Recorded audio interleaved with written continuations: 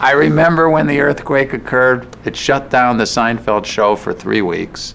The earthquake hit in '94, and if I hadn't been doing Seinfeld, I would have moved out of Los Angeles. My house was perched on the hill, and I thought, I wonder if I'm going to take a ride now in this house, in this bed. Are we going to just ride down the hill? I knew we weren't going to work because the house right next door to me had just slid down the mountain.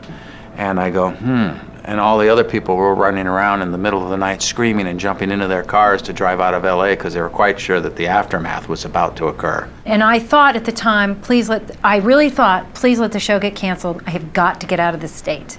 It didn't occur to me much later to panic. I was wanting to sell everything I had. I remember being so worried that morning that we'd have work. For some reason, I was sure there would be work anyway, and there was no way I was leaving my kid.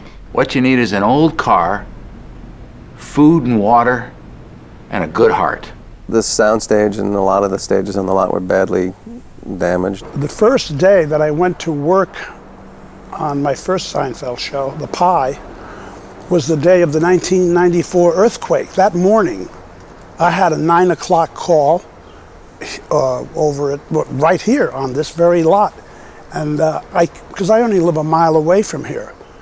So when I got here, I found out, the gate guard told me that I wasn't working. He said there'd been some structural damage to the soundstage where Seinfeld was shot.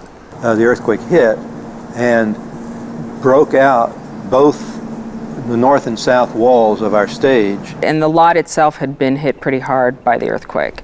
No lights fell down, and nobody was injured. At that time, the head of the lot, Mike Klausman, felt like it was going to take a few months to get the lot up and running because there was severe damage to a lot of the stages.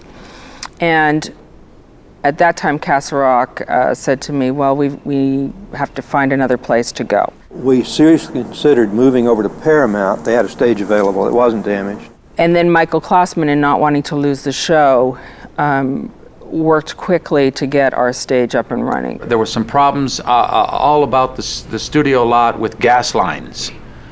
And I thought, well, if we're going to go, suddenly an explosion occurs while we're taping, that would be the best way to go. I can't think of any better way to go than saying a line and all of a sudden there's just a big ball of fire. And they got that, of course, on camera. Somehow that was preserved and they could show that back. I mean, that would be a real blooper.